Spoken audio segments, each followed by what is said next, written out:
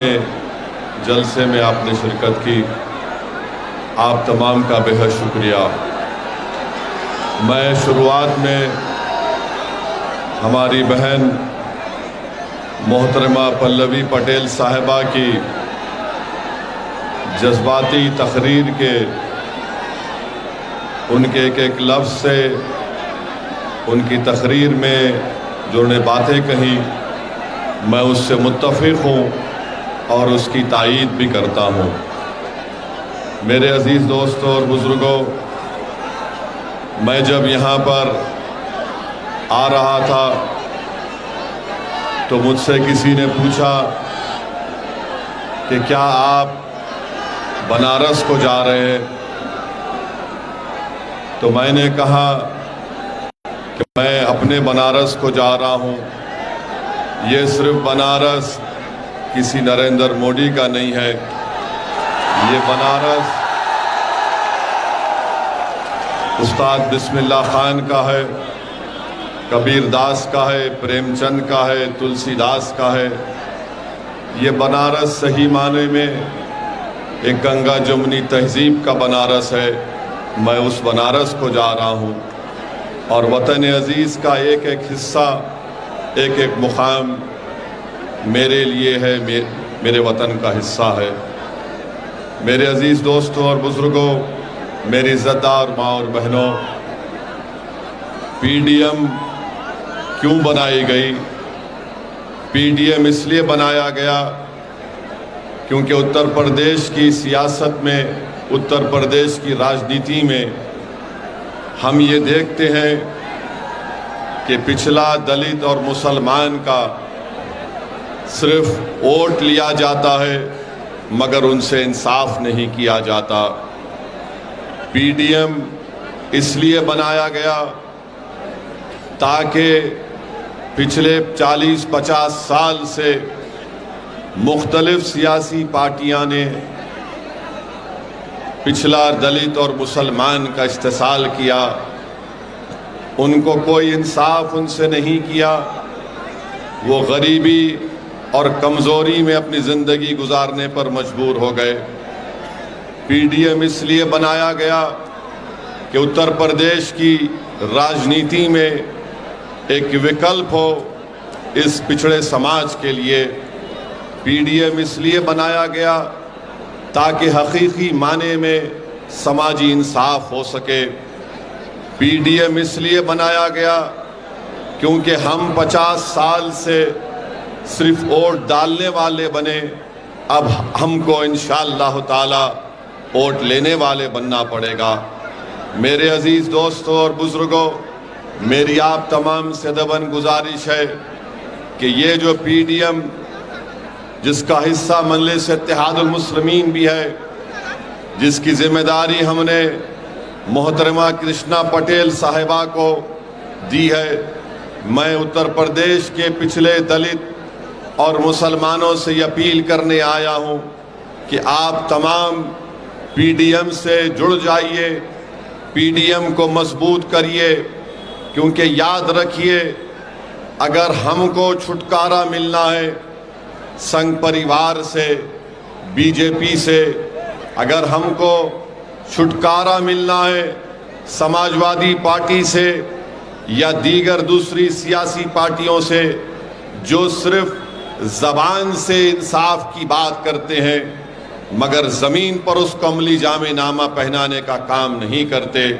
मैं आपसे वादा कर रहा हूं कि इंशाअल्लाह ताला ये पीडीएम ने एक पहला कदम बढ़ाया है।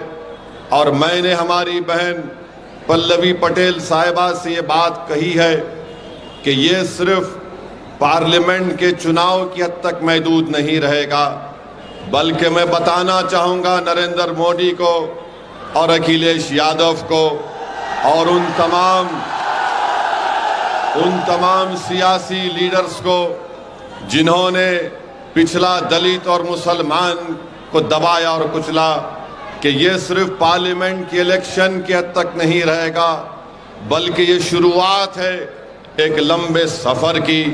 और हम अपनी मंजिल को ज़रूर पहुँचेंगे और उस मंजिल को पहुँचते पहुँचते मुझे यकीन है कि आप तमाम का साथ मिलेगा और ये जो हमने शुरुआत की पीडीएम की, ये आने वाले पार्लियामेंट के इलेक्शन में भी रहेगा, आने वाले ज़िला परिषद के इलेक्शन में भी पीडीएम रहेगा और फिर जब विधानसभा के चुनाव होंगे ये पीडीएम उस वक्त भी रहेगा इंशाअल्लाह ताला। तो मैं आपको इस बात का तयक़ुन देने आया हूँ कि ये सिर्फ पार्लियामेंट के इलेक्शन के लिए नहीं बनाया गया, बल्कि ये इसलिए बनाया गया है कि आपकी वोट की अहमियत बढ़े, और जब आपकी वोट की अहमियत बढ़ेगी तभी जाकर आपसे इंसाफ होगा। मेरे अजीज दोस्तों और बुजुर्गों, मैं आपको ये बताना ज़रूरी समझता हूँ कि ये पार्लियामेंट के चुनाव में समाजवादी पार्टी ने कांग्रेस से मिलकर अलायंस किया, और सही कहा पल्लवी पटेल साहिबा ने कि जब से पीडीएम बना समाजवादी पार्टी और दीगर पार्टियों की तरफ से ये एक इल्ज़ाम हम पे लगाया जा रहा है कि हम बी टीम हैं। मैं पूछना चाहता हूं अखिलेश यादव से कि 2014 का लोकसभा का चुनाव आप हार गए, क्या आप मोदी से सौदा करके हारे थे? 2017 का विधानसभा का चुनाव आप हार गए, क्या आपने योगी आदित्यनाथ से कोई डील कर ली थी? फिर 2019 का लोकसभा का चुनाव आया, फिर अखिलेश यादव हार गए। बताओ क्या आपने कोई ऐसी डील कर ली थी कि आपके खिलाफ कोई इंक्वायरी ना हो? अरे 2022 का फिर से विधानसभा का चुनाव आया और यहाँ पर इस हमारे अंसारी भाइयों की बस्ती में खड़े होकर मैं जिम्मेदारी के साथ कह रहा हूं, आप तमाम ने मिलकर अपना एक एक वोट समाजवादी पार्टी को दिया, मगर बताइए क्या समाजवादी और अखिलेश ने बीजेपी को इख्तिदार से रोक सकी? आपने नहीं दिया समाजवादी पार्टी को वोट, बीजेपी को रोकने के लिए आप तमाम ने दिया, मगर इसके बावजूद भी समाजवादी पार्टी बीजेपी को इख्तिदार में आने से रोक नहीं पाई। अब जब पार्लियामेंट के चुनाव के लिए पीडीएम बनाया गया तो इनके पेट में दर्द शुरू हो गया। अरे बताओ अखिलेश यादव, तुम्हारी जबान से लफ्ज मुसलमान नहीं निकलता। जब तुमसे पूछा जाता है कि बैकवर्ड क्लास के आरक्षण के बारे में बताओ तो अखिलेश यादव कहते हैं मुझे पता नहीं है। जब मुसलमान के बारे में अखिलेश यादव से पूछा जाता है तो बोलते हैं कि मैंने लखनऊ में एक मॉल बनाया। अखिलेश यादव, इतनी बड़ी आबादी अल्पसंख्यक समाज मुसलमानों की उत्तर प्रदेश में रहती है, जब आपसे पूछा जाता है अल्पसंख्यक समाज मुसलमानों के बारे में तो आप एक मॉल की मिसाल देते हैं। ये इनका मसला है।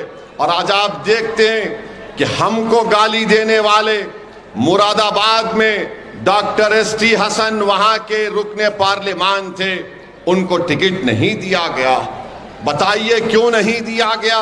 इसलिए नहीं दिया गया क्योंकि नहीं चाहते थे कि एसटी हसन अगर दोबारा जीत जाएगा तो वो ताकतवर बन जाएगा।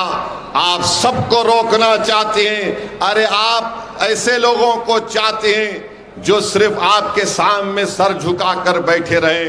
मेरे भाई, मैं आपको बताने के लिए आया हूं कि अखिलेश यादव कहते हैं कि अपनी जान दे दो और बीजेपी को रोक दो।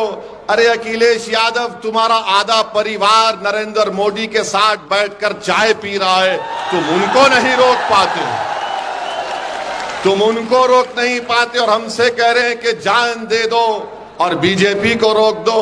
अखिलेश यादव, जान तो हम ही दे रहे हैं ना। बुलडोजर से घर तो मेरा ही टूट रहा है, मेरे ही पैर पर गोलियां मारी जा रही हैं, मुझे ही तो जेल में जहर दे दिया गया, मेरे हाथ में हथकड़ियां हैं, मेरे हाथ अभी सुन तो लीजिए, मेरे हाथ में हथकड़ियां हैं, मेरे हाथ में हथकड़ियां हैं, मैं एक पूर्व सांसद हूं, कोर्ट ने मुझे सजा दी, मैं 10 पुलिस वालों के साथ चल रहा हूं अखिलेश, और कोई करीब से आकर मुझे गोली मार देता है, तुम्हारी जबान से उसका नाम नहीं निकला जिसका नाम अतीक था। मेरे अजीज दोस्तों और बुजुर्गों, कोर्ट का ऑर्डर आया मदरसों को खत्म करने के लिए। हजारों मदरसे मुतासिर हो गए, लाखों बच्चे मदरसे में पढ़ते, मगर समाजवादी पार्टी बोल नहीं सकती, अपने जबान से मदरसों का नाम नहीं ले सकती। और याद रखिए, समाजवादी पार्टी यही चाहती है कि आप भैया के लिए जान कुर्बान करो और दरी बिछाओ।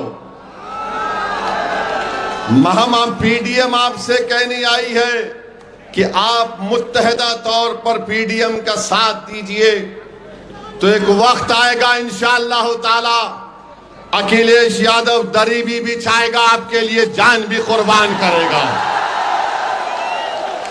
कब तक आप लोग, हमारा हाल ऐसा है कि भैया के साथ बैठकर एक फोटो ले लिए तो समझते कि बहुत बड़ा तीर मार लिए। छोड़ो इन चीजों को। क्या तुम में काबिलियत नहीं है? क्या तुम अखिलेश यादव की तरह नेता नहीं बन सकते? बन सकते इंशाअल्लाह ताला। सिर्फ एतमाद की जरूरत है। ये जो हमने अपने दिमाग में ये जहनियत बिठा ली कि नहीं नहीं हमको इनके पीछे चलना है। अरे भाई, तुम दुनिया में इसलिए आए ताकि तुम दुनिया की इमामत कर सको। तुम दुनिया में इसलिए नहीं आए कि तुम पीछे चलो। अरे पीछे चलते कौन है? जो जानवर मवेशी के पीछे जानवर चलते हैं, हम इंसान हैं, याद रखो। ऊपर वाले ने आपको सोचने और समझने की सलाहियत दी है, और आप अपने दिलो दिमाग पर जोर डालो। अब क्या बचा बताओ? अब यहां से तो उठना ही है ना, और नीचे तो नहीं जा सकते, अब यहां से उठना ही तो है। मगर आज भी आकर हमारे दरमियान में बाज लोग कहते हैं कि नहीं नहीं, अगर कोई मोदी से मुकाबला कर सकता है तो फुला है, पूर्व मुख्यमंत्री है।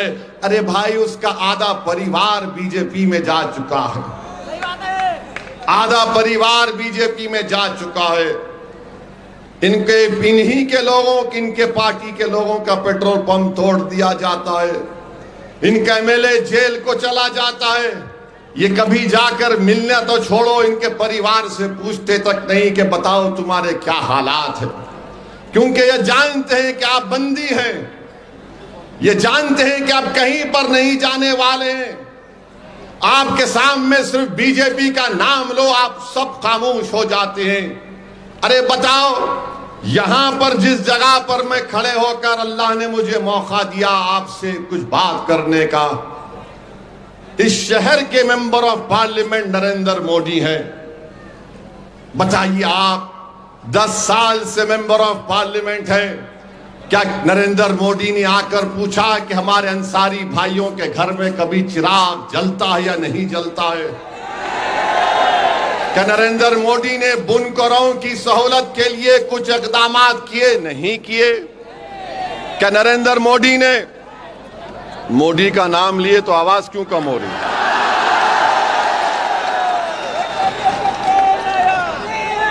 मेरे अजीज दोस्तों और बुजुर्गों, प्रधानमंत्री हैं, बुनकरों का बिजली की कीमत कम नहीं होती। अगर किसी बुजुर्ग का इंतकाल हो जाता है तो मीटर ट्रांसफर नहीं होता।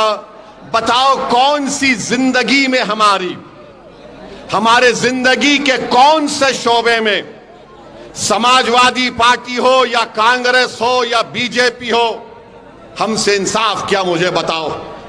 मेरी इस बात का सोचो, मेरी इस बात को अभी जवाब मत दो।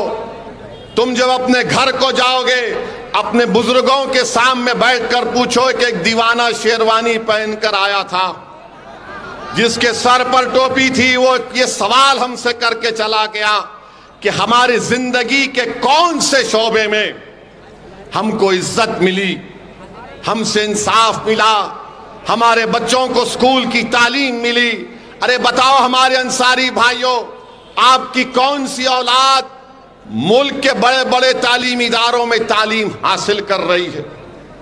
मुझे बताया गया कि 50% आप लोग यहां से निकलकर हिंदुस्तान के कोने कोने में, मुंबई शहर, बड़े बड़े शहरों में जा चुके हैं। ये इसलिए हो रहा है क्योंकि आप इन लोगों को छोड़ना नहीं चाह रहे हैं, जो आपको दिखाकर, आपका वोट लेकर सत्ता में तो आ जाते हैं, मुख्यमंत्री तो बन जाते हैं, विधायक बन जाते, सांसद बन जाते, पार्षद बन जाते, मेयर बन जाते, मगर आपकी जिंदगियों में कोई तब्दीली नहीं आती। मेरे अजीज दोस्तों और बुजुर्गों, जिंदगी में तब्दीली कब आएगी? जब आप सिर्फ वोट डालने वाले नहीं, वोट लेने वाले बनेंगे। मैं पहले भी कह चुका हूं, आज भी कह रहा हूं, मैं उत्तर प्रदेश को इसलिए नहीं आ रहा हूं कि मैं अपने आप को यहां पर मजबूत कर सकूं। मैं उत्तर प्रदेश या बिहार या भारत के कोने कोने में इसलिए नहीं जाता हूं ताकि कोई मेरी मकबूलियत में इजाफा हो सके। मैं भारत के कोने कोने में इसलिए नहीं जाता हूं कि मेरी अना को तस्कीन पहुंचे। अरे मैं इसलिए जाता हूं कि अल्लाह ने मुझे एक मुकाम दिया है। मेरी जिंदगी का चिराग कब खत्म हो जाए मुझे पता नहीं है, मगर मैं अपनी खबर में जाने से पहले ये कोशिश कर रहा हूं कि तुम नेता बनो, तुम लीडर बनो, तुम कायद बनो, तुम मेंबर ऑफ पार्लियामेंट बनो, तुम ताकतवर बनो, ताकि तुम्हारे इन बच्चों का मुस्तकबिल अच्छा हो सके। मेरे भाई, मैं आपके थालियों का कभी मोहताज नहीं था। मैं आपसे नहीं कह रहा हूं कि मैं तकरीर इसलिए कर रहा हूं कि तुम्हारी थालियों को सुनकर मुझे खुशी मिलेगी। मेरे भाई, मैं ये थालियां सुन सुनकर मेरे कान पक चुके हैं। तुम्हारे जज्बाती नारे सुन सुनकर मेरे कान पक चुके हैं। मैं सिर्फ तुमसे यह बताने आया हूं कि तुम थाली मत बजाओ, तुम सिर्फ इस उंगली से वोट डालो पीडीएम को। यही हमारी ताकत का मजाहरा होगा, यही हमारी ताकत का मजाहरा होगा। तो मुत्तहिदा तौर पर अपने वोट का इस्तेमाल करिए। ये तमाम सियासी पार्टियां हैं, समाजवादी है, बहुत सी पार्टियां हैं, मगर आपने क्या हासिल किया बताइए। आप उत्तर प्रदेश में सबसे ज्यादा जेलों में कौन है? दलित समाज है, आदिवासी समाज है, पिछड़ा समाज है, मुसलमान है। आप बताइए अजीज दोस्तों और बुजुर्गों, मैं मुख्तार अंसारी का नाम लेकर कह रहा हूं, मैं किसी बाप से डरने वाला नहीं हूं। जमहूरियत के दायरे में रहकर कह रहा हूं कि मुख्तार अंसारी एक इंसान था। मुख्तार अंसारी एक इंसान था, जुडिशियल कस्टडी में था, जहर देकर मार दिया। वो शहीद है, वो शहीद है। और शहीदों के बारे में कहा गया कि उनको मुर्दा कभी मत कहो, वो जिंदा है, उनको ग़िज़ा मिलती है। मगर उनको बचाने की जिम्मेदारी बीजेपी की सरकार की थी, उनको बचाने की जिम्मेदारी बीजेपी की सरकार की थी और उसमें नाकाम साबित हुए। जिम्मेदारी उनकी है। याद रखो, इख्तिदार किसी के पास नहीं रहता मेरे भाई। अगर इख्तिदार किसी के पास रहता तो फिर भारत में इतने बड़े बड़े राजाओं बादशाहों के महल आज वीरान क्यों पड़े हैं? वो पूरे महल वीरान पड़े हैं, खंडर में तब्दील हो गए। कोई उनकी तरफ नजर उठाकर नहीं देखता। कुदरत ये बता रही है कि देखो, ये किसी वक्त में ये खंडर बड़ी आलीशान इमारत थी, मगर इख्तिदार किसी के पास रहने वाला नहीं है। इख्तिदार सबके पास से जाएगा और जो जुल्म करेगा कुदरत उससे बहुत जल्दी इख्तिदार छीन लेती है, उसको रुसवा करती है इंशाअल्लाह ताला। और जो मजलूमों को का साथ नहीं देता, जो लोगों की जाने लेता है, अरे एक दिन आएगा सब चले जाएंगे इस दुनिया से। मेरे अजीज दोस्तों और बुजुर्गों, दूसरी तीसरी अहम बात हम आपसे अर्ज करना चाह रहे कि पार्लियामेंट का चुनाव चल रहा, अचानक देश के प्रधानमंत्री की जबान अपनी ओरिजिनल जबान पे आ गई। ओरिजिनल जबान पर आ गए। बेवकूफ बना रहे थे सारी दुनिया को और भारत के गरीबों को, बेवकूफ बना रहे थे भारत के हमारे अक्सरती तबके के हमारे भाइयों और बहनों को। नरेंद्र मोदी पार्लियामेंट के अंदर, पार्लियामेंट के बाहर कह रहे थे कि सबका साथ, सबका विकास, सबका विश्वास की बातें करते थे, मगर राजस्थान जब पहुंचे तो नरेंद्र मोदी की जबान से जो भाषण निकला उसको हरगिज हरगिज गर्मी की वजह से नहीं निकला, वो उनकी सोच की वजह से निकला। जो वो सोचते हैं वो उनकी जबान पर आ ही गया। 2002 से नरेंद्र मोदी जो भाषण दे रहे हैं, हम 2024 तक आ गए। नरेंद्र मोदी गारंटी, मोदी की गारंटी की बात करते हैं। मेरे अजीज दोस्तों और बुजुर्गों, मोदी की एक ही गारंटी है, वो है मुसलमानों से नफरत। एक ही गारंटी है। मोदी की दूसरी गारंटी है कि मैं भारत के संविधान को बदलूंगा, क्योंकि जो संविधान बाबा साहेब अंबेडकर ने बनाया, मोदी उसको बदलना चाहते हैं। मोदी की दूसरी गारंटी, तीसरी गारंटी यह है कि ओबीसी समाज से, दलित समाज से आरक्षण को खत्म करके रख दिया जाए। याद रखो, जब पार्लियामेंट में जब नया बिल लाया जा रहा था ईबीसी के नाम पर, मैंने पार्लियामेंट में खड़े होकर यह कहा था, ये बाबा साहेब अंबेडकर के ख्वाबों के खिलाफ ये हुकूमत काम कर रही है। तो मोदी जी की गारंटी ये है। बड़ी बड़ी गारंटी की बात करते, अरे भारत के प्रधानमंत्री आप हैं, आप पसमानदा मुसलमान की बात करते हैं ना। ये पसमानदा मुसलमान का पावरलूम किसका है?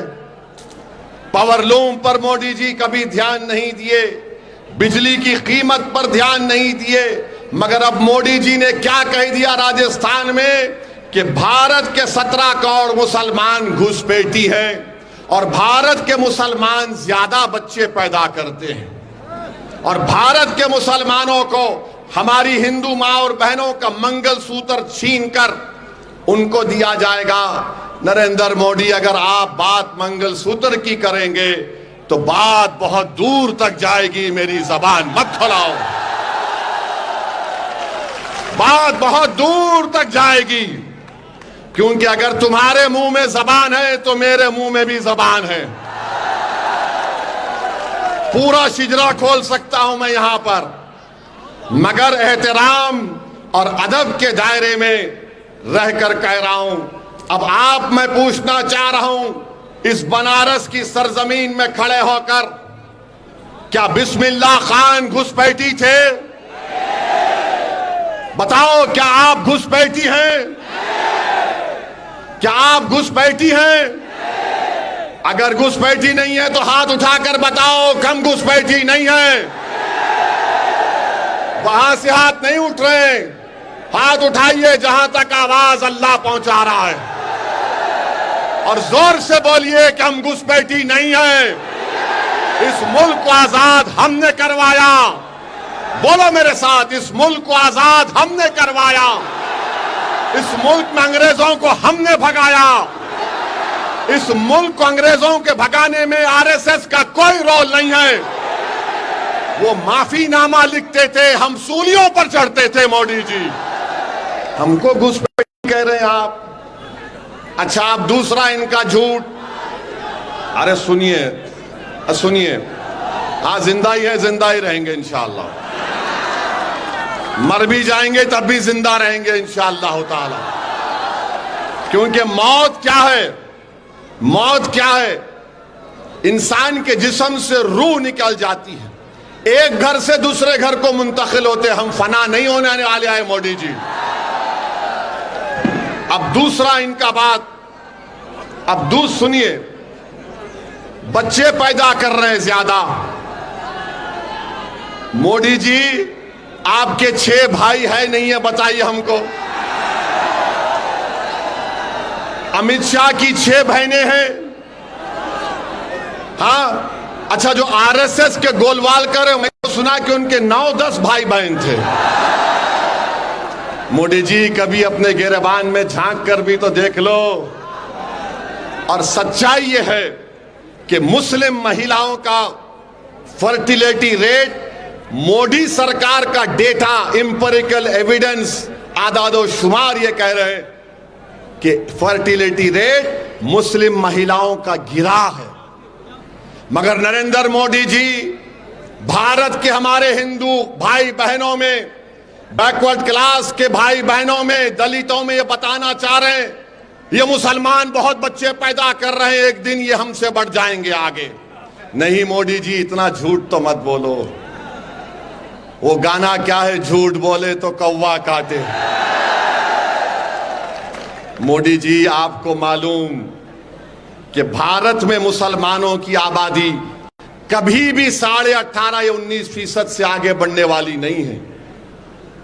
और जिस दिन हमारे हिंदू भाई बहनों की आबादी स्टेबलाइज होगी, उसके 40 साल के बाद मुसलमानों की आबादी स्टेबलाइज हो जाएगी। अब बात तीसरी है मंगलसूत्र की। तो मैं आपको बता रहा हूं, क्या उत्तर प्रदेश के बड़े बड़े नदियों में, तालाबों में लाशें नहीं बह रही थी कोविड के दौरान? बह रही थी ना लाशें। तो जिसकी लाश बह रही थी उसकी हमारी बहन, हमारी बेटी का भी तो सुहाग उजड़ा होगा। बताओ मोदी जी, क्या आपने कभी किसी घर में जाकर उनको पुरसा दिया? आज आप मंगलसूत्र की बात कर रहे हैं। मोदी जी, आप ओरिजिनलिटी पे आ गए अपने। आप धोखा दे रहे थे। मैं सबको साथ लेकर चलना चाहता हूं, मैं विकसित भारत बनाना चाहता हूं, मैं तीसरी बड़ी इकोनॉमी भारत को बनाना चाहता हूं। मोदी जी, आप शुरू से यही चाहते थे कि यहां पर हमेशा इस देश में हिंदू और मुसलमान लड़ता रहे, गलतफहमियां बढ़ती रहे, नफरत की दीवारों को खड़ा कर दिया जाए। और नफरत की दीवारों को खड़ा करने के बाद आप अपनी सियासी रोटी सेकना चाहते हैं। मगर याद रखो नरेंद्र मोदी, ये देश का हिंदू, ये देश का दलित, ये देश का पसमानदा, इस देश का मुसलमान, इस देश का पिछड़ा सब जान चुका है आपने 10 साल में कुछ नहीं किया। अरे अगर कुछ किया होता तो गरीब के बेटे के पास, बेटी के पास नौकरी होती। बताओ, नौकरी मिली आपको? कितनों को नौकरी चाहिए? हाथ उठाओ जरा। ये टीवी वाले कैमरा पलटाओ, दिखाओ आपके पप्पा जी को, इतने हाथ उठे हुए हैं जिनको नौकरी चाहिए। मीडिया नहीं दिखाएगा क्योंकि उनको अपनी नौकरी प्यारी है। तनख्वाहें कम हो चुकी हैं, बच्चों के लिए फीस देने का इंतजाम नहीं है। मेरे भाई, नरेंद्र मोदी ने क्या किया? और एक बात सुन लीजिए, मोदी जी ने देश के आज हमारे देश में 5% लोगों के पास 60% देश की दौलत है। कितने? 5% लोगों के पास 60% दौलत है। देश के प्रधानमंत्री इस पर खुश होते हैं, इस पर खुश होते हैं। मोदी जी, क्या आपने भारत के संविधान की डायरेक्टिव प्रिंसिपल का आर्टिकल 39 को नहीं पढ़ा आपने? हमारे संविधान जिसको बाबा साहिब अंबेडकर ने बनाया, आर्टिकल 39 ए और बी और सी कहता है कि देश की दौलत सब में बांटी जाए, देश की दौलत सब में बांटी जाए। तो मोदी जी कह रहे हैं नहीं नहीं, सब में नहीं बांटी जाएगी, जो इलेक्टोरल बॉन्ड देगा उसी को दौलत दूंगा। आपको पता है कि मोदी जी को 8,000 करोड़ का इलेक्टोरल बॉन्ड मिला है। कितना? 8,000 करोड़ का इलेक्टोरल बॉन्ड। जिसने इलेक्टोरल बॉन्ड दिया, मोदी जी ने उसको कॉन्ट्रैक्ट दिया। और जो मोटा सेठ, कोई सेठ अगर किसी राजनेता को पैसे देता है तो वो अपनी मां के मरने के गम में नहीं देता, वो अपने बाप के मरने के गम में नहीं देता। वो अगर कुछ देता है तो ये कहता है कि भाई साहब, आपको मैं इतना दे रहा हूं, मुझे इससे डबल ट्रिपल चाहिए। जितने लोगों ने इलेक्टोरल बॉन्ड में बीजेपी को पैसे दिए हैं, उन सबको मोदी जी ने खुश कर दिया, उन सबको कॉन्ट्रैक्ट दिया। आपको पता भी नहीं होगा कि गोश्त के नाम पर दुकानें बंद हो जाती हैं, बंद होती है ना, बीफ के नाम पर मारा जाता है। एक कंपनी का नाम अलाना कंपनी है, मोदी जी को बीफ कंपनी ने 10 करोड़ रुपए दिए, 10 करोड़ रुपए लिए, और आप मारते हैं अखलाक को, पीलू खान को। अरे कुछ तो शर्म और हया के मुजाहरे करो। बड़े बड़े कंपनियों से इलेक्ट्रल बॉन्ड ले लिए। हाँ, अखिलेश यादव को भी इलेक्ट्रल बॉन्ड मिला है, भैया को भी, इनको भी मिला है, इनको भी बॉन्ड मिला है। अच्छा, किसको नहीं मिला? मुझे नहीं मिला और हमारी बहन पल्लवी पटेल को नहीं मिला। क्यों नहीं मिला? क्योंकि ये सब बिकने तैयार थे, हम बिकने वाले नहीं हैं इंशाअल्लाह ताला। मैं भारत के गरीबों से पूछना चाह रहा हूं कि नरेंद्र मोदी को 8,000 करोड़, ममता बनर्जी को 1,300 करोड़, बीआरएस को 1,100 करोड़, कांग्रेस को शायद 1600-1700 करोड़, तो गरीब वोट दे रहा है ना, तो गरीब वोट डालने की इसकी कीमत क्या है बताओ। भारत के गरीबों, तुम इन पार्टियों को वोट तो दे रहे हो, मगर तुम्हारे वोट के नाम पर ये इतने करोड़ों रुपए हासिल कर रहे हैं और तुम्हारे नौजवान औलाद को बेरोजगार बना दे रहे हैं। तुम्हारे खानदान के लिए घर नहीं है, गरीबी तुम्हारा मुकद्दर बना के रख दिया गया। अरे तुम्हारे वोट की कीमत क्या है बताओ भारत के गरीबों। तुम गरीब ही रहोगे, तुम्हारे वोट की कीमत नहीं है, क्योंकि तुम जिसको वोट दे रहे हो वो तमाम के तमाम बिक चुके हैं, इलेक्ट्रल बॉन्ड के नाम पर बिक चुके हैं। तो इसलिए हम आपसे अपील कर रहे हैं कि आप तमाम लोग पीडीएम का साथ दीजिए, अपनी क़यादत बनाइए, और मुसलमान, दलित, पिछड़ा जब मिलेगा, यही लोग कमजोर हैं, इन्हीं पर जुल्म किया गया, इन्हीं को दबाया गया, इन्हीं को लूटा गया, इन्हीं को मारा गया और आपस में लड़ाया गया, इन्हीं पर गोलियां चलाई गई हैं। याद रखिए, अगर हम मिलकर काम नहीं करेंगे तो नुकसान हमारा होगा, और आने वाली नस्लें हमसे पूछेंगी कि बताओ अब्बा, बताओ चाचा, आपने हमारे लिए क्या किया। तो चाचा और अब्बा ये नहीं कह सकते कि हमने अखिलेश के लिए दरी बिछाई, चाचा और अब्बा ये नहीं कह सकते कि हमने बीजेपी के खौफ में उस पार्टी का साथ दिया। हम आपसे कह रहे हैं कि डरने और घबराने की जरूरत नहीं है। आपने बरसों कांग्रेस का साथ दिया, आपने बरसों समाजवादी का साथ दिया। अरे भाई, कब तक आप इन लोगों का साथ देंगे जिन्होंने आपको कमजोर करके रख दिया, जिन्होंने आपके वोट को लेकर आपको बर्बाद कर दिया।